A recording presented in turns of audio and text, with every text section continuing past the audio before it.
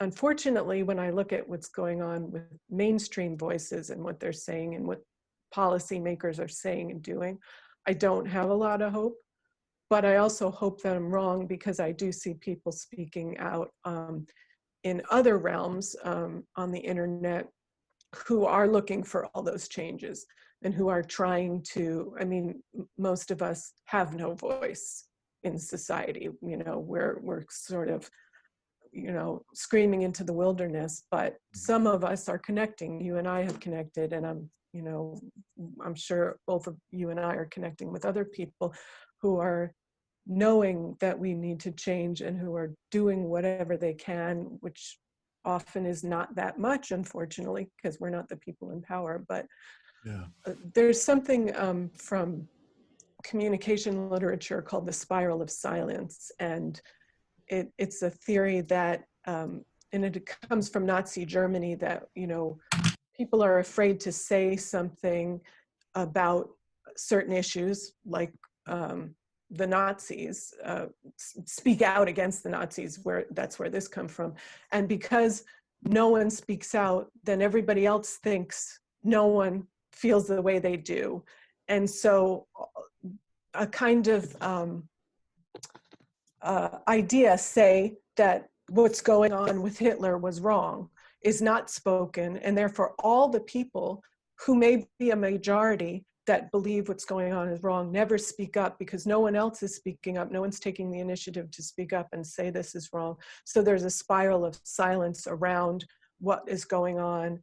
And so the idea was, like, you know, the majority of Germans didn't agree with what was going on with Nazi Germany, but their voices were all silenced because no one would, you know, be the courageous one to say this is wrong, and I'm going to say it whether it kills me or not. And then once someone says it, what I call kind of unraveling this, the spiral is unraveled, and then more people say it. Well, I think something that... I'm Dean Walker, and welcome to the Poetry of Predicament podcast, a podcast for people brave enough to face humanity's challenges and problems, and most importantly, our numerous predicaments. The Poetry of Predicament is a podcast meant to inspire us to bring forth grace, beauty, and connection with the web of life in the face of a predicament-laden world. This episode of the Poetry of Predicament podcast helped me welcome Science Communicator, willing to speak truth to power. She's been on the show before with us, Kristine Mattis.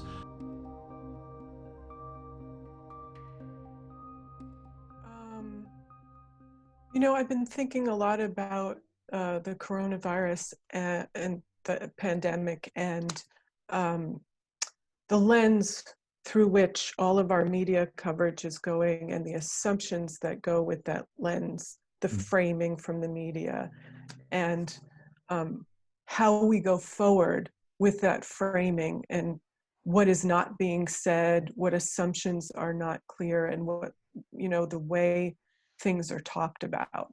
Mm-hmm. That's something I've been thinking a lot about in terms of both social issues and environmental issues. Mm-hmm. Well, I guess I could start there. Interestingly, I haven't had a television in about 15 years. That's not to say I haven't seen anything from television, but I haven't, you know, watched local news and watched national news like I did, say, as a child or as a young adult. Mm-hmm. I haven't watched cable news, CNN, and now I'm in a situation where I've been seeing that more. And it's interesting because my background is in science, but my research has been mainly in science communication. So a social study of science, a social science study of science. Mm-hmm.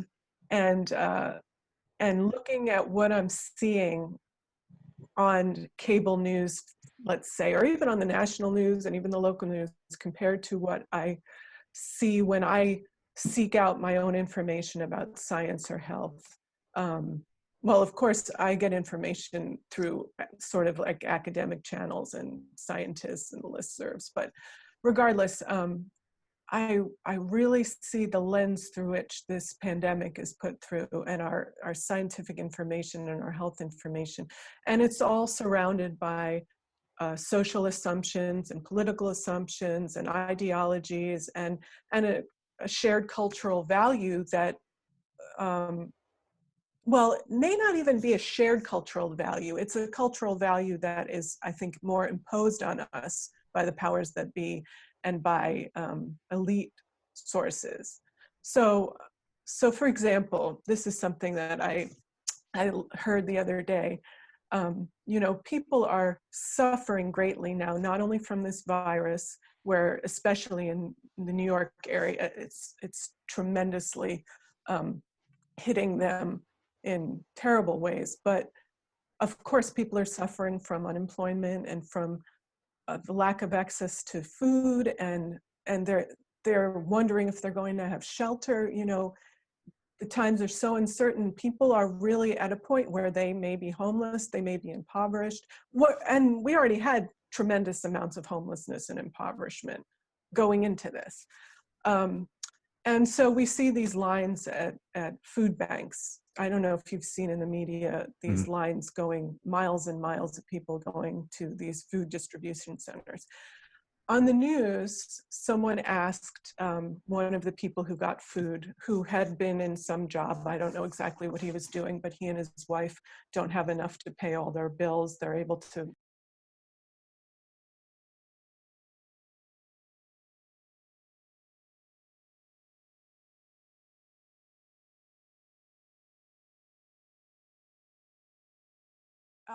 it often, you know, it seems like that's just a normal question. I don't see that as a normal question. I see that as propaganda saying that you should feel shameful. In this situation, there's no shame because in this is a extraordinary situation, but most people should feel shameful if they have to go out and get food because they don't have a job or they don't have enough money to pay for food. So our media is building something and taking all these value assumptions into this pandemic that we just internalize and take for granted. When I was listening to that, and I couldn't, you know, most people would just hear that and think it's nothing. I hear it and I'm horrified. And I thought, at the same time, if you turn on CNN, they're constantly interviewing CEOs of companies who really should have nothing to do with saying anything about this pandemic. And they don't ask these CEOs, are you ashamed that you have 10 houses and there's all these people who are going to be homeless and they can barely afford one house? They don't say, are you ashamed that you're hoarding all the wealth of the nation and these people can't pay for food? They don't say those kinds of things. And so these are sort of the things that strike me during this time, that we have all these assumptions and all these internalized values that aren't based on anything real. They're just based on what we've been told. You know, there is no shame in not having what you need when you have a society that doesn't pay you enough to make a living. And besides that, a society that forces you to do certain work to make a living. And if you don't do that work, or you're unable to do that work, you're not allowed to have basic necessities like a home, shelter, food.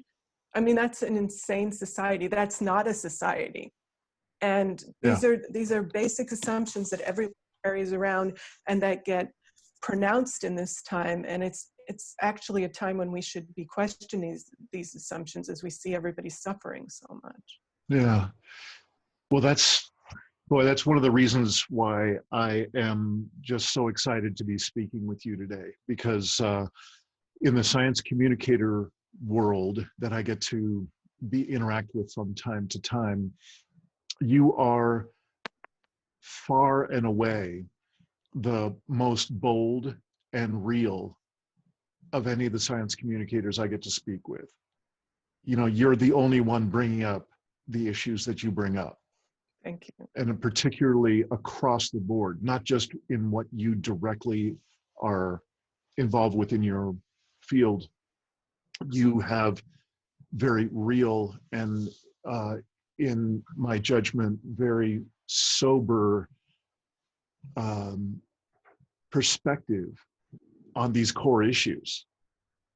And about the closest other scientist that I'm aware of that I listen to as often as I can is Kevin Anderson, who similarly just does not make any apologies for having extremely clear and pointed perspective about the unfairness of this world and the terminal nature of us continuing on in this fashion. Because what you're describing is a terminal condition that you clearly can't continue. Mm-hmm. To have healthcare in the USA be a trauma delivery system, literally the opposite of a healthcare system. It is one that's based on threat and domination and so on. You said it far more clearly and almost poetically than I did. But thank you for just leading with what it is that I most appreciate about your presentation every time we talk and every time I read something from you. So, do you have a TV now? I do. I mean, I don't usually use it, but it is in my household, so yes. I'm just curious because I've never seen television so compelling as right now, because literally even just 4 months ago, I was doing my usual daily slog to try and do the work that I do, which is supporting people who are bravely facing the human caused collapse of Earth and human systems. That's my job, if you will. That's the calling I've taken on. And I literally can't believe on a daily basis what is delivered through the television, telling the story, telling the narrative that we're all living into now. It is breathtaking. I could share more about that, but I'm curious. You've kind of opened up this conversation in a obviously a provocative way.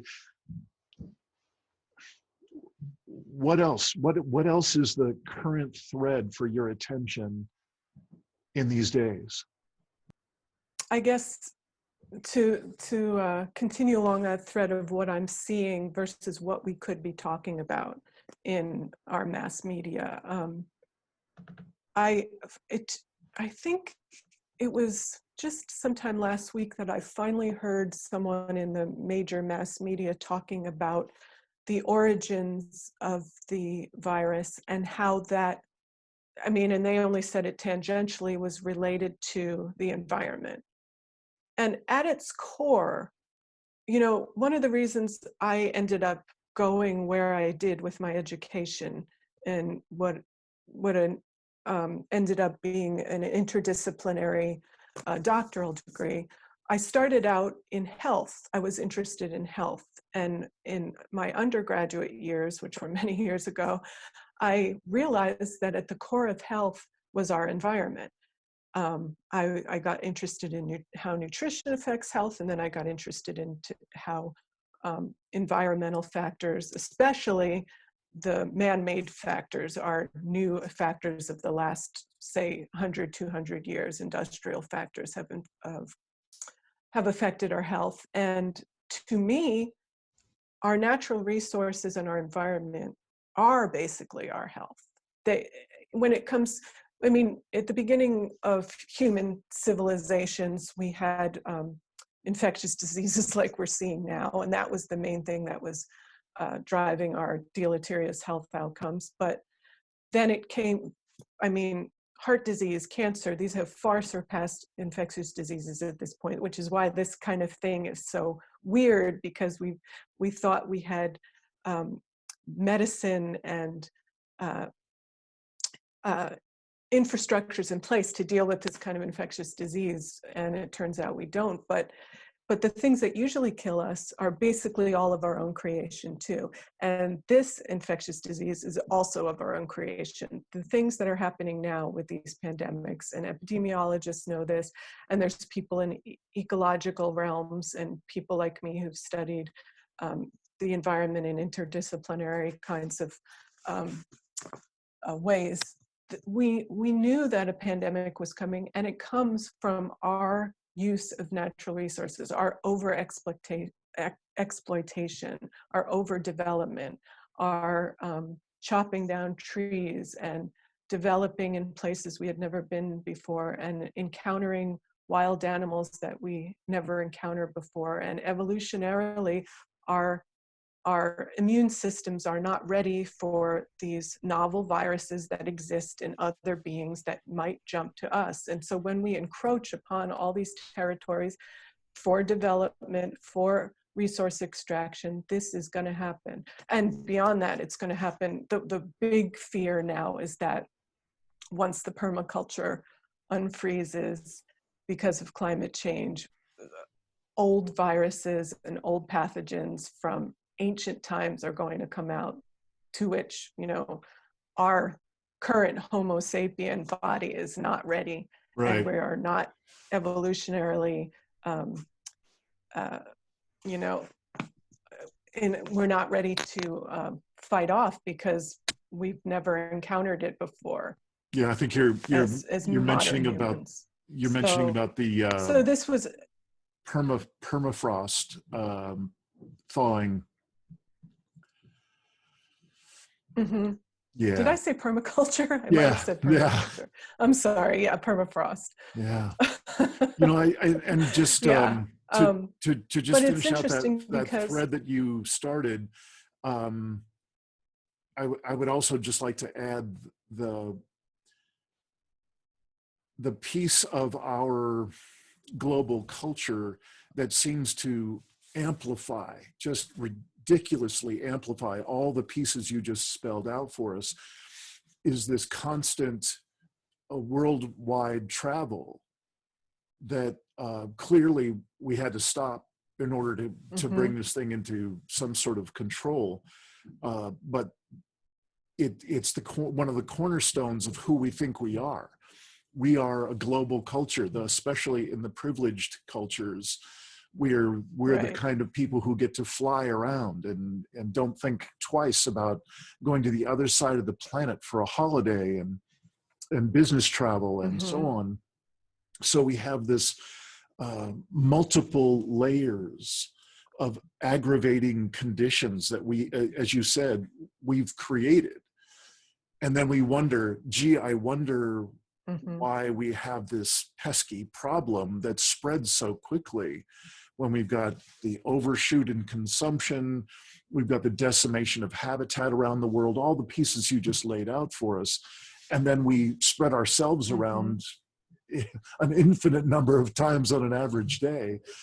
Maybe there's some things that we need to take a look at here. Right. And that's the sad thing is, it seems to me that we're not taking a look at these root causes of our problems. And the worst thing I see is everybody saying, we want to go back to normal. We want to go back to normal.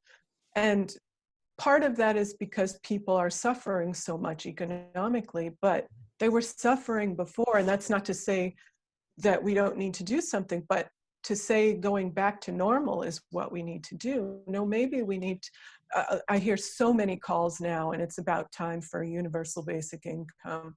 And, you know, that's a whole conversation we could have for another hour, but there's so many positives of implementing a universal basic income so that not only people have the basic necessities they need to live, so that we actually have a society, because what we have right now is not a society when we have so many people who are homeless and so many people who are food insecure. That is not a society.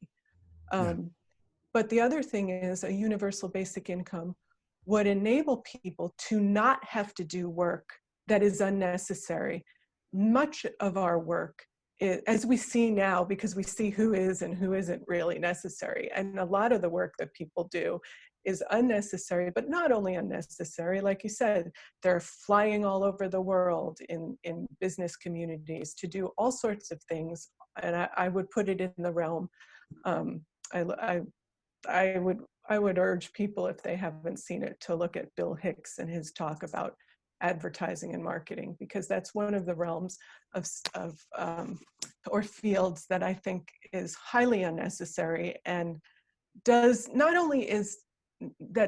need to be there, but does a whole lot of damage in many ways, directly and indirectly, to our culture and to the environment. By the way, if anyone here is in advertising or marketing, kill yourself. Thank you. Thank you. Thanks. Just a little thought. I'm just trying to plant seeds. Maybe one day they'll take root. I don't know. You try. You do what you can. Kill yourselves. Seriously, though, if you are, do. No, really. There's no rationalization for what you do, and you are Satan's little helpers, okay? Kill yourself, seriously. You're the ruiner of all things good. Seriously. No, this is not a joke. There's going to be a joke coming. There's no fucking joke coming. You are Satan's spawn, filling the world with bile and garbage. You are fucked, and you are fucking us. Kill yourself. It's the only way to save your fucking soul. Kill yourself. Plant seeds. I know the marketing people are going, he's doing a joke. There's no joke here whatsoever. Suck a tailpipe, fucking hang yourself, borrow a gun from a yank friend. I don't care how you do it. Rid the world of your evil fucking machinations. Okay, whatever, you know what I mean. I know what all the marketing people are thinking right now, too. Oh, you know what Bill's doing? He's going for that anti-marketing dollar. That's a good market. He's very smart. Oh, man, I am not doing that. You fucking evil scumbags. Oh, you know what Bill's doing now? He's going for the righteous indignation dollar. That's a big dollar. A lot of people are feeling that indignation. We've done research. Huge market. He's doing a good thing. God damn it, I'm not doing that, you scumbags. Quit putting a goddamn dollar sign on every fucking thing on this planet.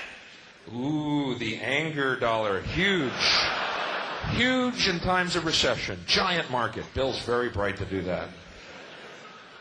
God, I'm just caught in a fucking web. Ooh, the trapped dollar. Big dollar. Huge dollar. Good market. Look at our research. We see that many people feel trapped. If we play to them and separate them into the trapped dollar, how do you live like that? I bet you sleep like fucking babies at night, don't you?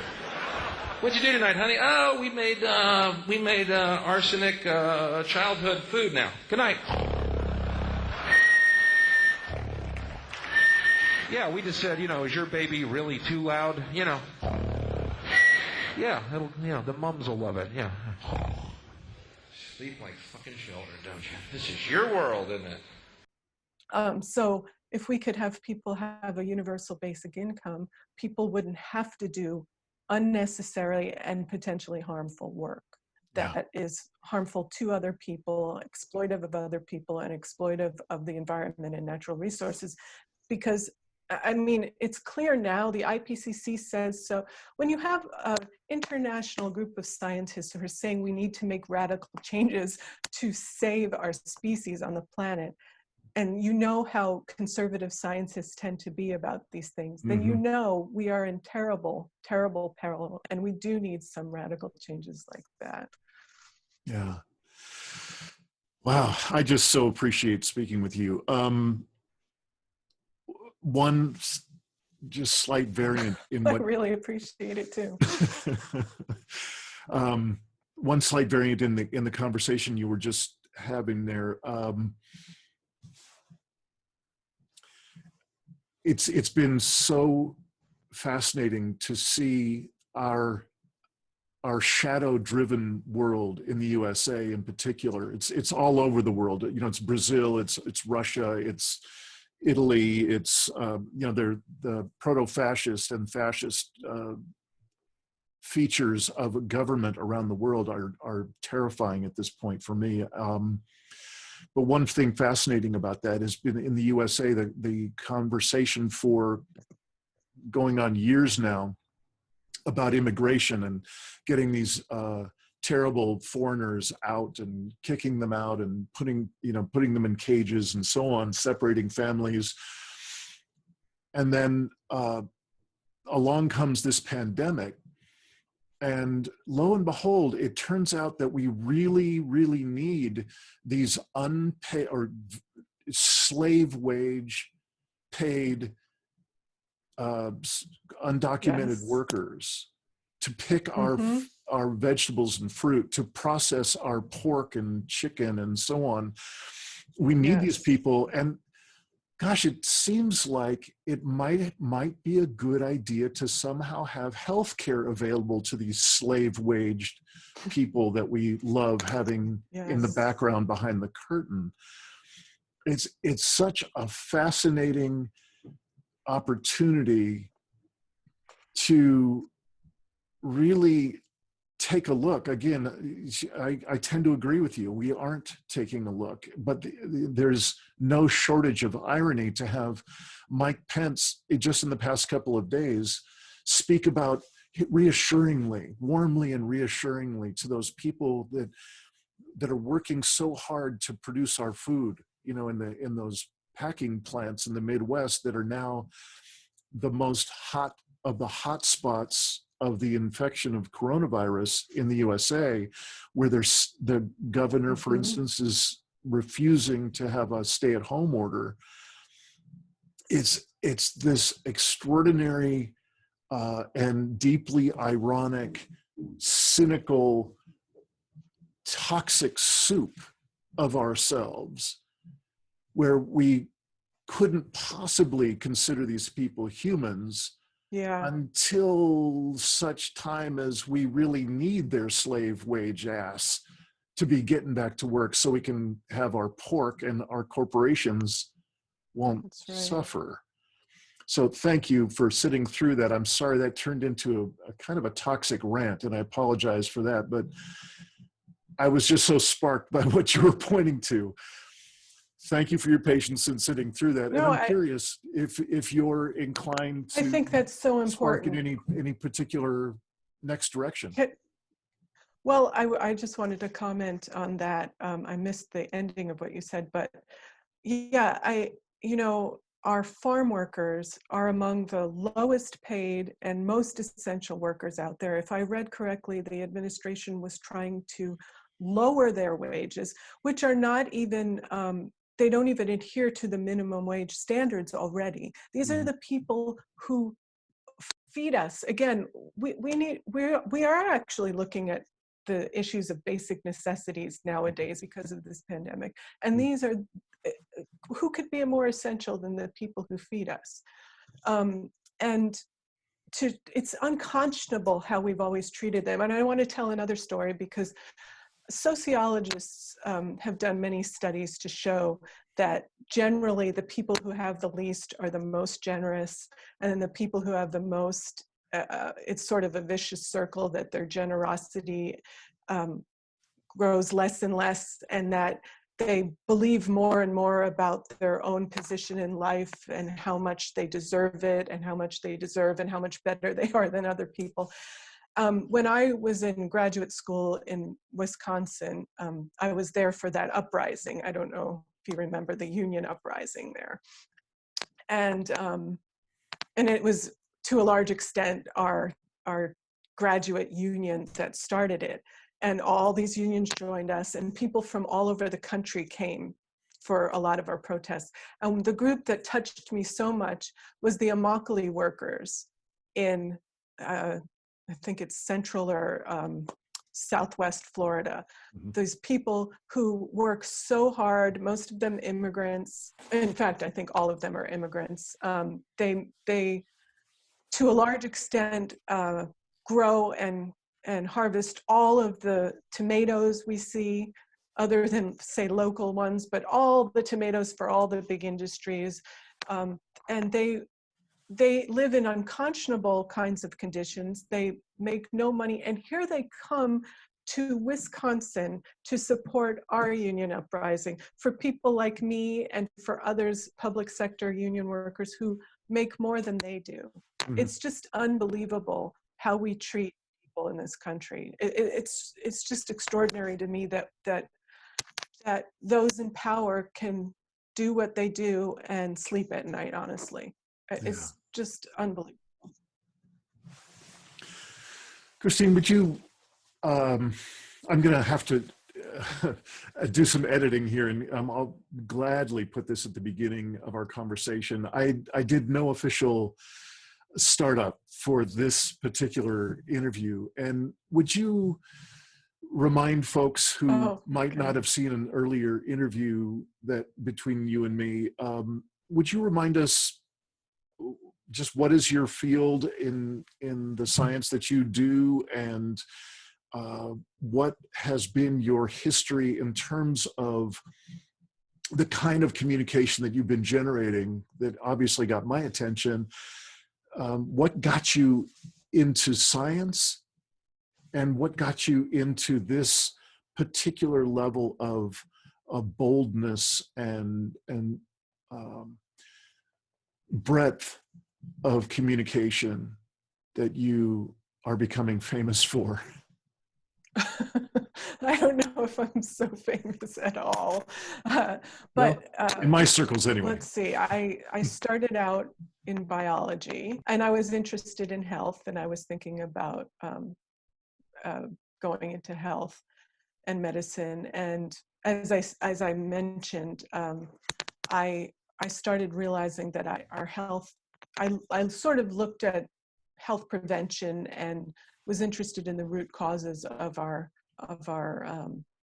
diseases. And to me, what I saw was always the environment, not only in terms of nutrition and food, but in terms of environmental toxics and the man-made synthetic chemicals and all of our natural resource extraction and all of our development, and how that affects our health.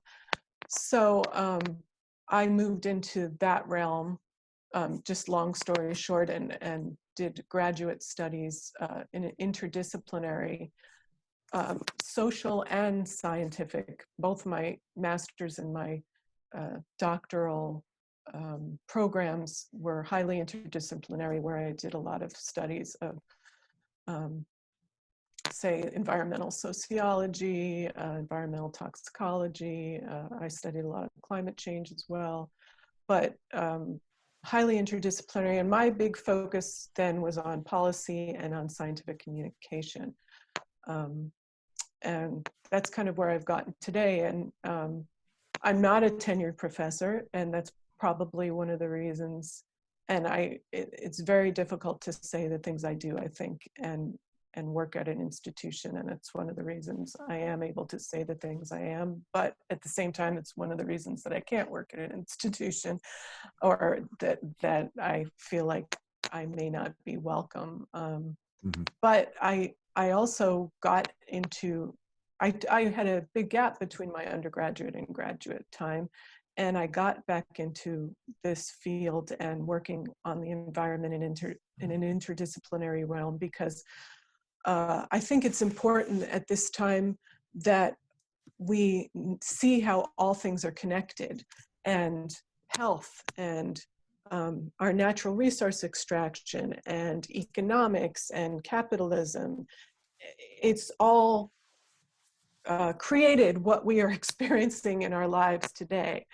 And that's why I studied what I studied, but it's also why I feel I have to speak out as honestly as I can now, because we literally, I don't know, I can't predict. I've done simulations in grad school about climate change, and I can say that all of our simulations are always behind what's actually happening. So things are worse than we could ever imagine.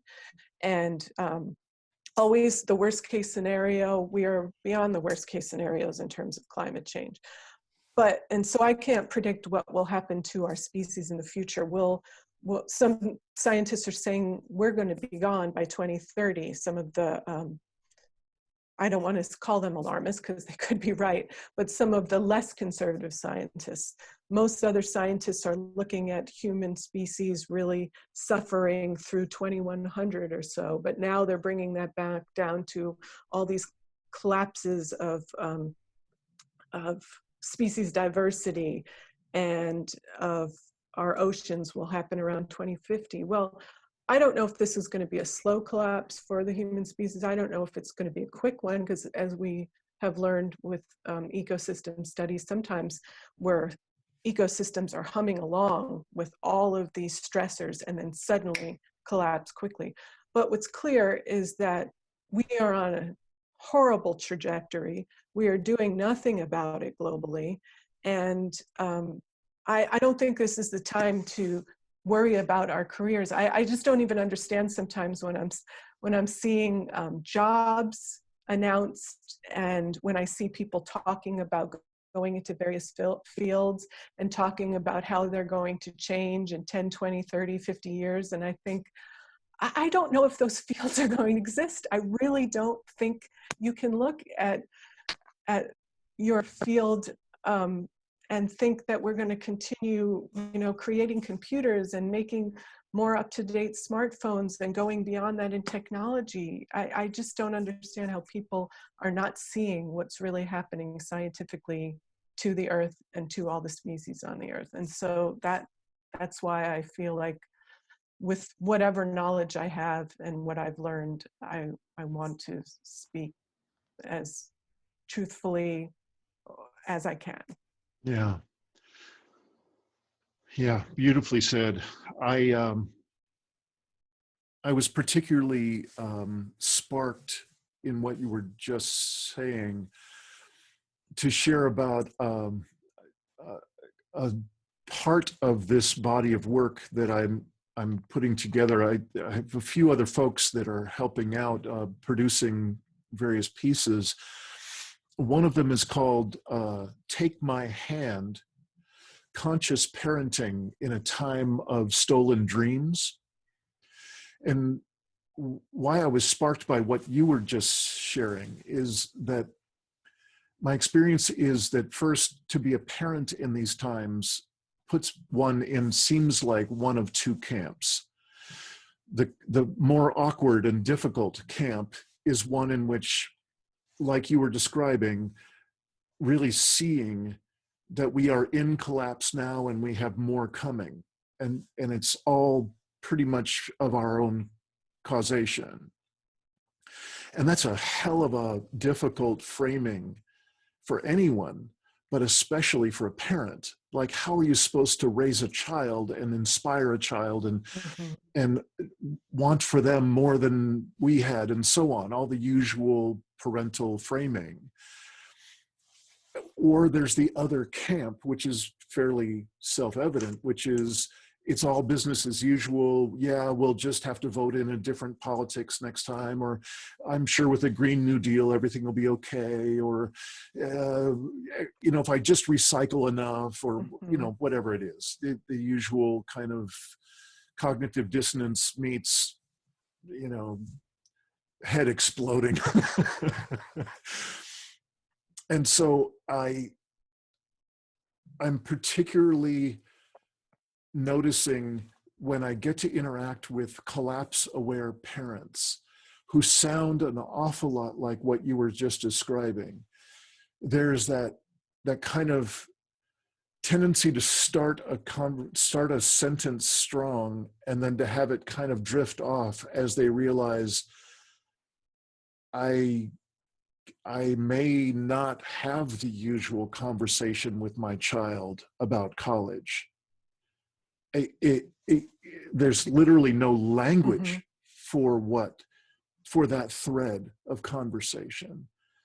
And to be in the experience of being a parent active in that it's one of the more real, deeply tragic, but real conversations that I'm privileged to be able to have these days with those collapse-aware parents who are willing to share.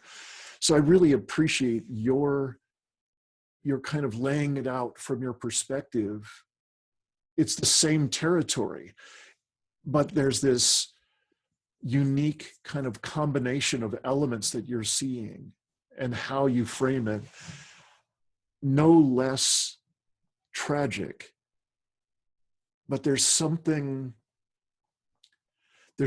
freeing for me in these conversations where just telling the truth seems to shed an important light that I don't get in that other camp, the other camp of, well, just turn the channel and we'll just have the conversation about college anyway, and so on. So I wanted to let you know that that's what you were just sharing was very complimentary to the collapse aware parents that I get to speak with in that other program. I'm curious if that sparks anything more in the direction you were speaking. It actually does. I was thinking my husband has been teaching high school in the past few years, and he's an English teacher, but he chooses his literature very specifically to touch upon these kinds of issues. And he has talked with all his students about these kinds of things. The students he had in the past few years are very well aware and very concerned, generally most of them, of what's going on in the world. They're very worried. Many are in despair. And he has spoken very truthfully with them about what he sees as the problems and potential solutions. And one thing, I have to give him credit, and I can pass this along to you.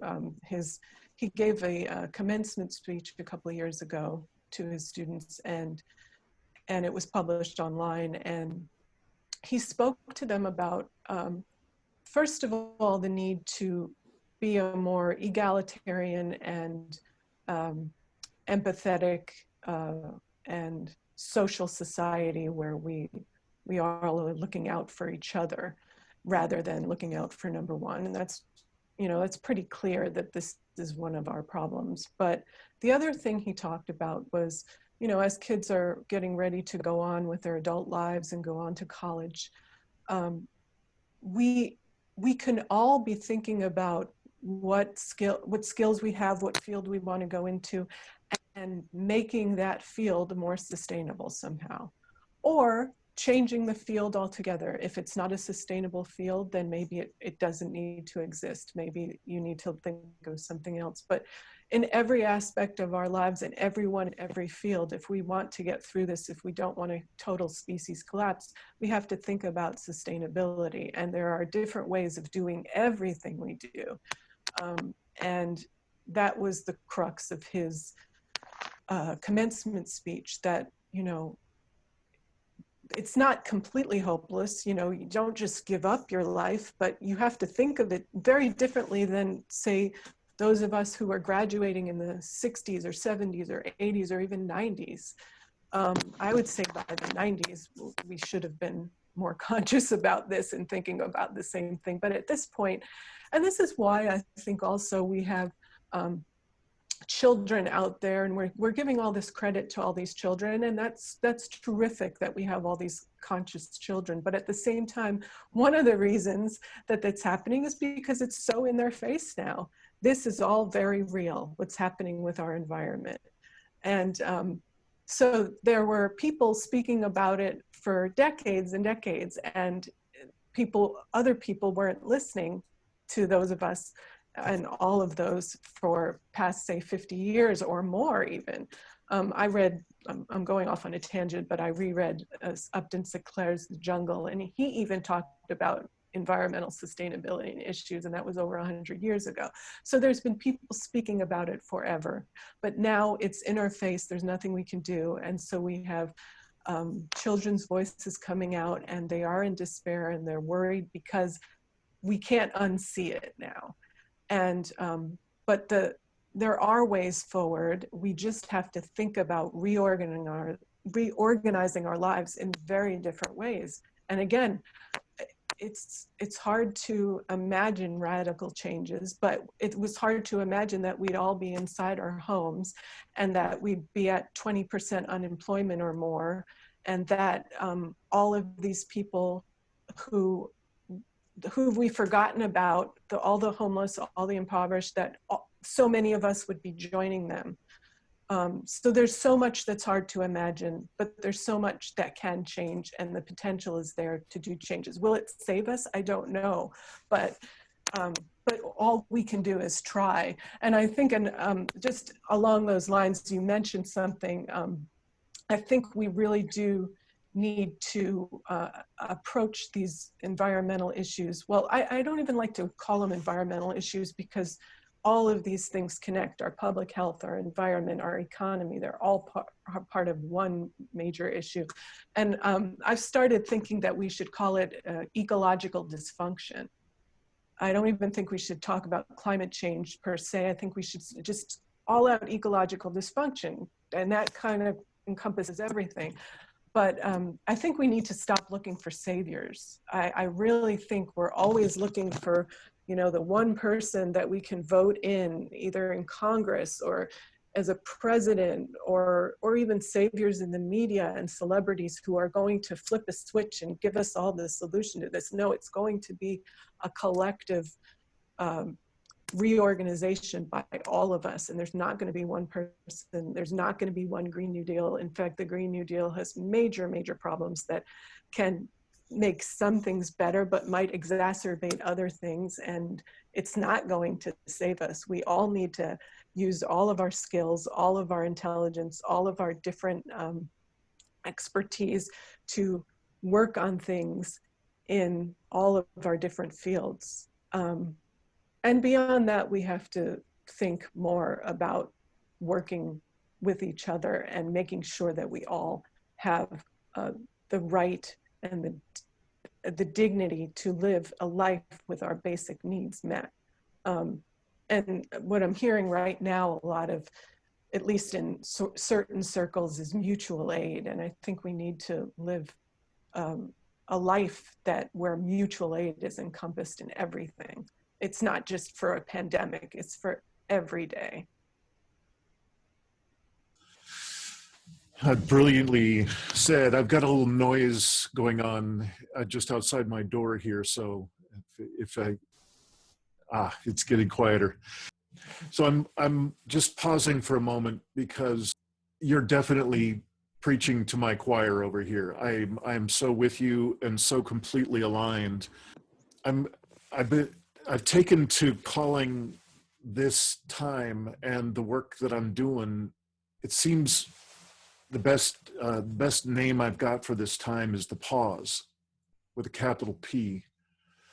And the people that I have the privilege of working with in these issues, I'm tending to call us the people of the pause. It does seem to me that there is we are on a threshold here, a threshold of possibility, of choice. And you've articulated what it seems to be on either side of this binary, if I can be so bold as to make it a binary.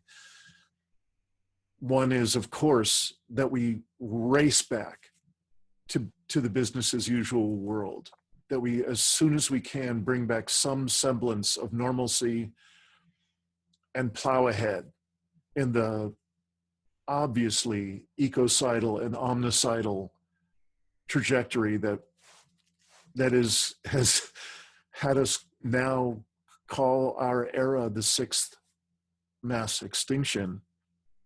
The other side of that potential binary of this moment is a new possibility, is a new way of being, a new way of thinking that was obviously at the center of Einstein's ubiquitous quote about we need a different way of thinking in order to solve any of the problems that we've created before.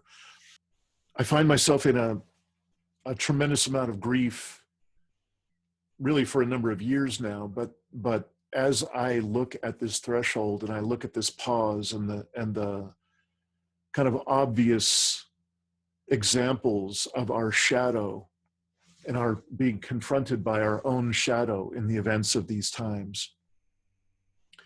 I find myself in grief, and I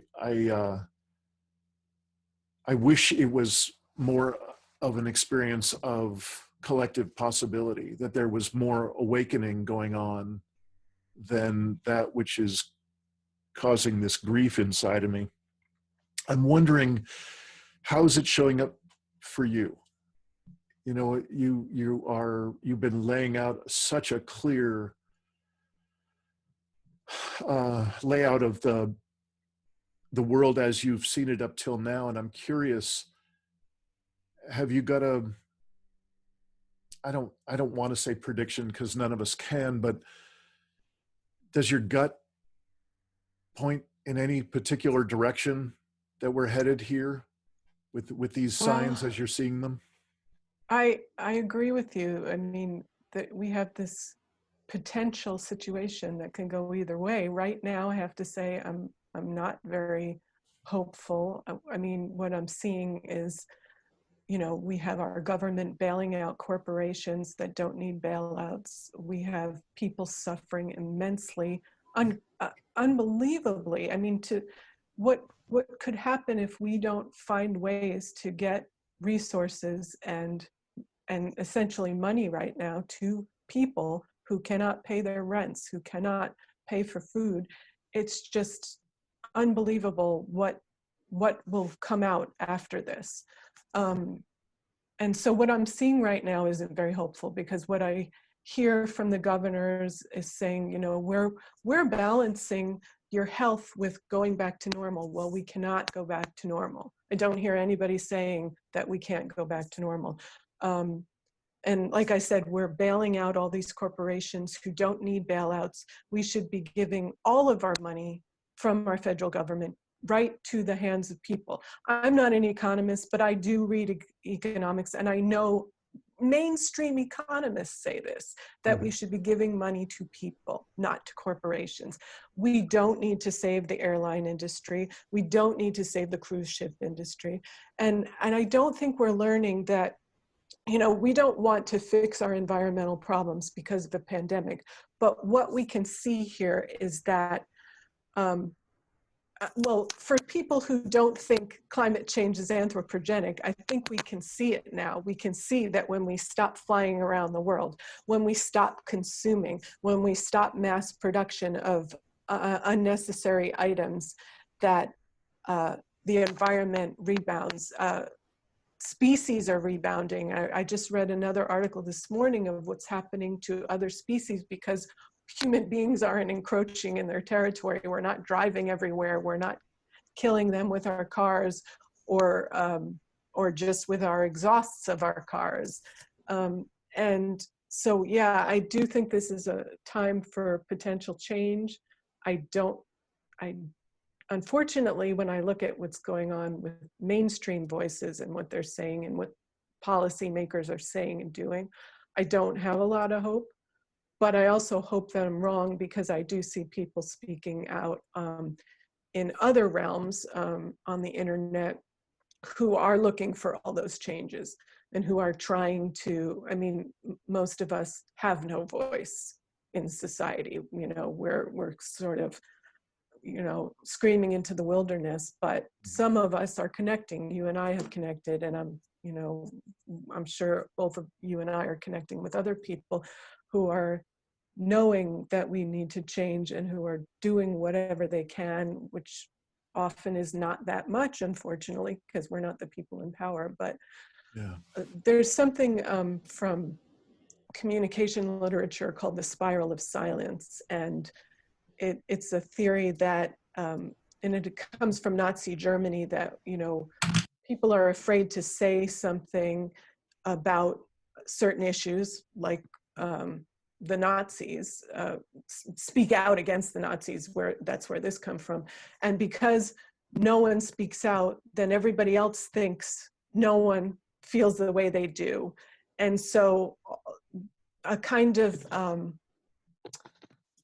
idea, say that what's going on with Hitler was wrong, is not spoken, and therefore all the people who may be a majority that believe what's going on is wrong never speak up because no one else is speaking up. No one's taking the initiative to speak up and say this is wrong. So there's a spiral of silence around what is going on.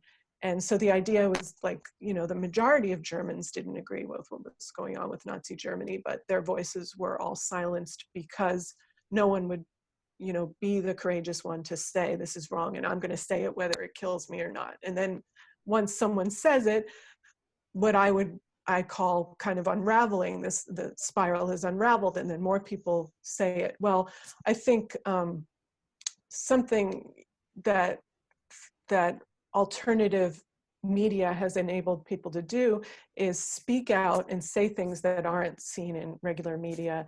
And it does unravel the spiral of silence on various issues like social issues and environmental issues. And so one person says something and other people who have no voices or who have never spoken out about anything, either, you know, publicly or even to their friends and family, say, you know, I've always felt that way too, and I'm going to say it now, even if it's not the dominant paradigm, even if it's not the conventional wisdom. It's not clear that our value system and our conventional wisdoms are what everybody thinks. It's clear that they are what the people in charge have prescribed for us, but it's not clear that that's what everybody really believes. And once someone can speak out, other people tend to speak out. And I can only hope that some of that might be happening or may be able to happen now.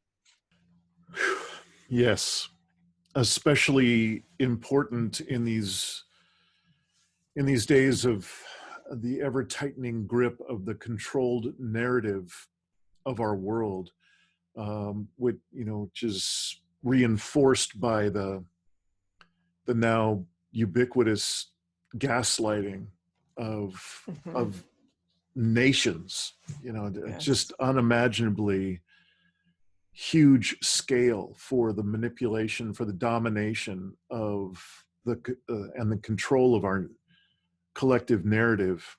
I'm curious, Kristine, if there's anything you'd like to say in light of all this about your recent piece on dementia.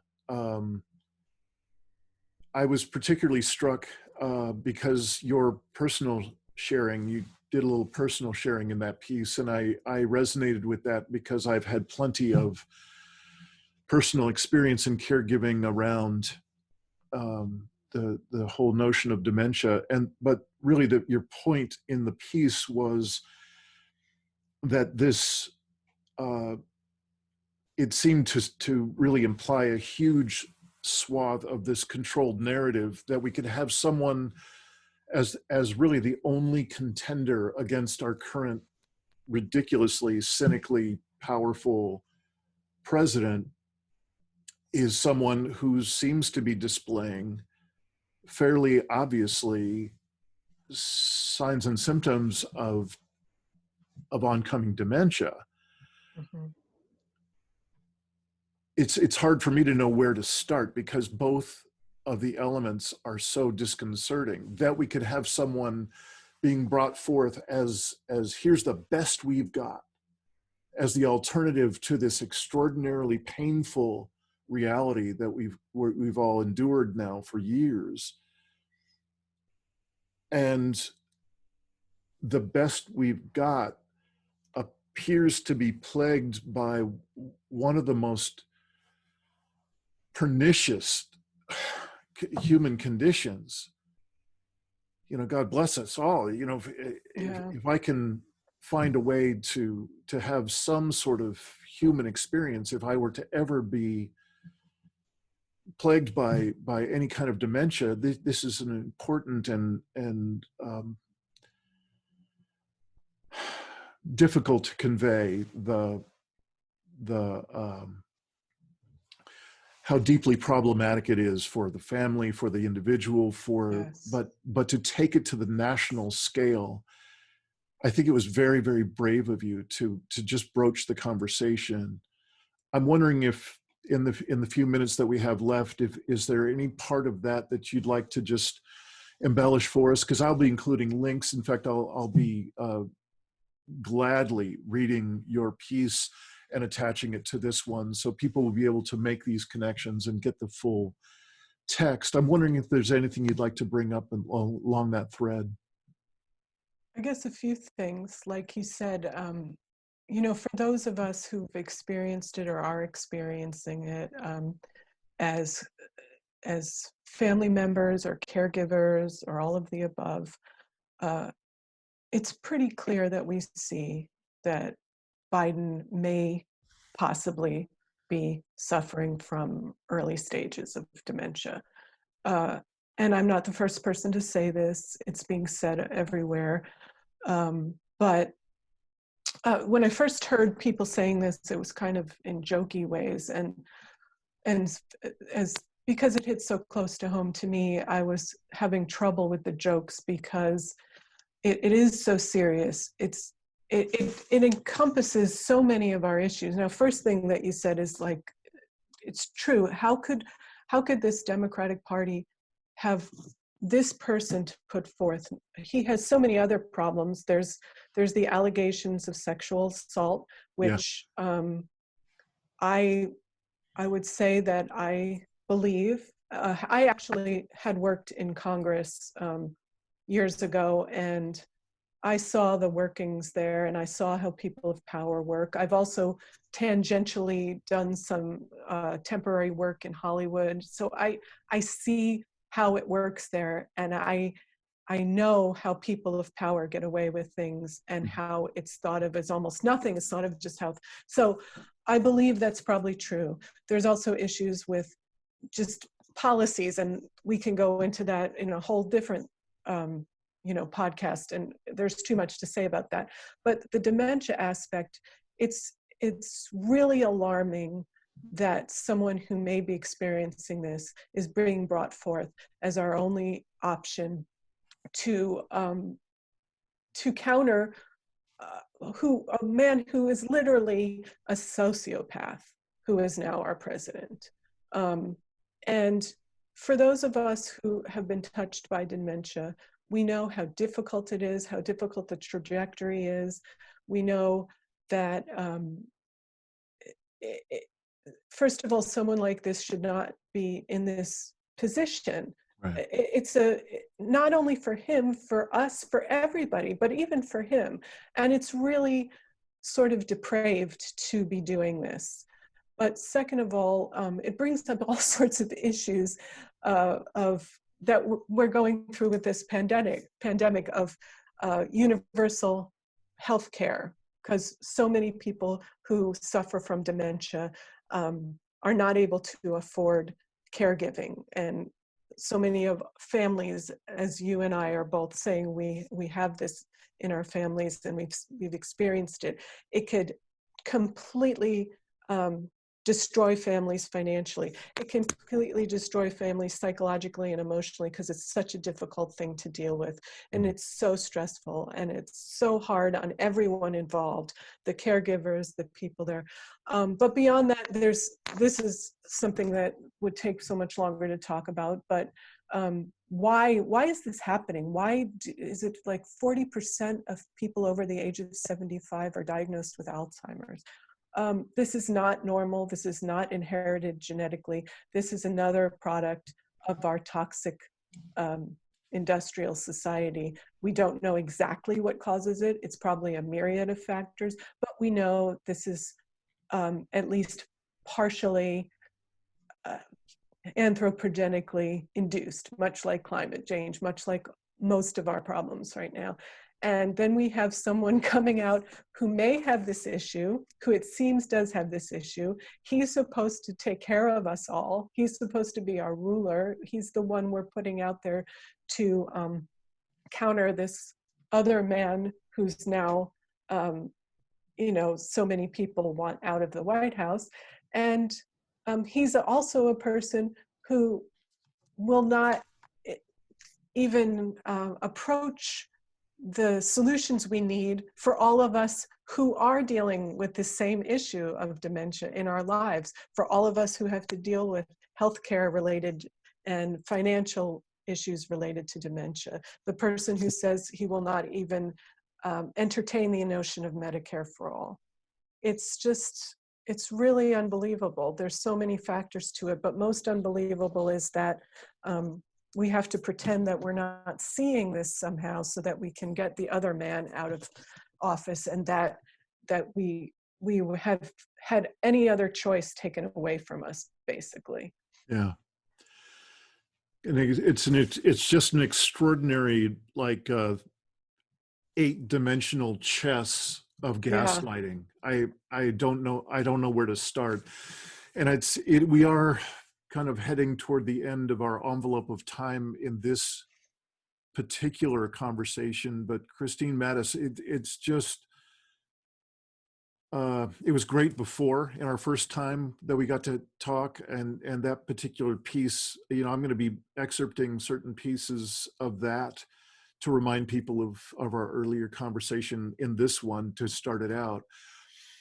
And this time, I just got to say, I'm very thankful for your voice.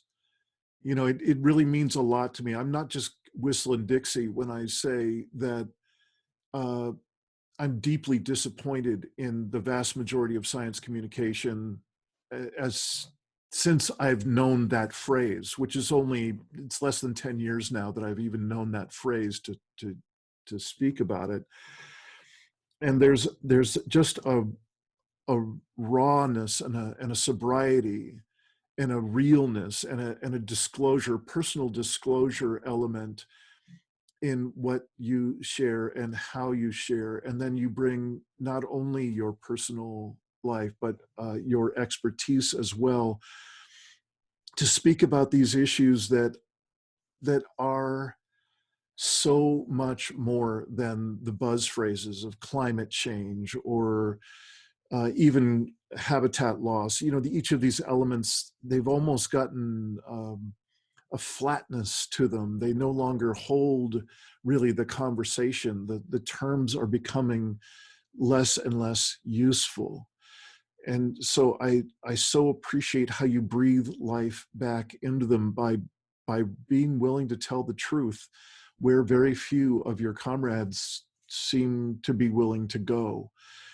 And as a person who has indeed grappled with the Alzheimer's or the dementia side of this conversation, I really do appreciate your willingness to share a bit about your life experience, to bring that element in. It again so breathes life back into the conversation and moves us, it just seems, in an important way closer to that other choice in the binary that includes things like the universal basic income, healthcare for all of these pieces that now in these times, right this moment, really are the calling of our times. So without getting too far into hyperbole here, I just really want to thank you for that life that you're breathing into the conversation. And I really look forward to our next one.